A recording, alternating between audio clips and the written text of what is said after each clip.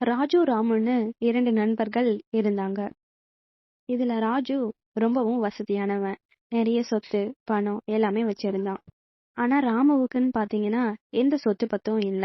அவன் சாதாரண கூலி தொழில் செய்யறவன் தான். ராமு தினமும் நைட்டு தூங்குறப்போ அவனுடைய வீட்டு கதவு, ஜன்னல் இதையெல்லாம் எதுவும் சாத்தி வைக்காம திறந்து போட்டுட்டு நிம்மதியா தூங்குவான் வீட்டுக்குள்ள. ஆனா ராஜு அவனுடைய வீட்டு கதவு, ஜன்னல் எல்லாத்தையும் சாத்திட்டு தூங்காம பயந்துட்டே இருப்பான். எங்க யாராச்சும் நைட்ல வந்து நம்ம கிட்ட இருக்க பொன் பொருள் எல்லாத்தையும் திருடிப்பாங்களோ அப்படின்ற ஒரு எண்ணத்துல நைட் எல்லாம் பயந்துட்டே இருப்பான். இப்படியே நிம்மதி இல்லாம ராஜு வாழ்ந்து வந்தான். ராமுவை பார்த்து ராஜுக்கு ஒரே பொறாம.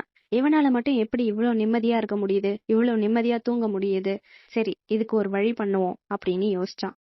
அடுத்த நாள் ராமுவை கூப்பிட்டு, ராஜு, இந்தா ராமு, இந்த பொன் பொருளெல்லாம் நீ ஏன் வச்சுக்கோ. நீ ரொம்ப கஷ்டப்பட்டுட்டு இருக்கல்ல, என்கிட்ட நிறைய இருக்கு, அதுல கொஞ்சம் தான் உனக்கு தரேன், இந்தா வச்சுக்கோ அப்படின்னு கொடுத்தான். ராமுவும் சரி நம்ம நண்பன் நமக்காக தரானேன்னு ரொம்ப சந்தோஷமா அந்த பொருள் எல்லாம் வாங்கிக்கிட்டான். அந்த பொருள் எல்லாம் வாங்கி வீட்ல வச்சதுக்கு அப்புறம் ராமுவால தூங்கவே முடியல. அவனுடைய கதவு, ஜன்னல் எல்லாத்தையும் மூடிட்டு உள்ள தூங்கலான்னு போறப்போ யாராச்சும் வந்து திருடிடுவாங்களோ அப்படின்ற ஒரு எண்ணத்துல நைட் எல்லாம் முழிச்சிட்டு திரிஞ்சுட்டு இருந்தான். அந்த பெட்டியை சுத்தி சுத்தி வந்தான்.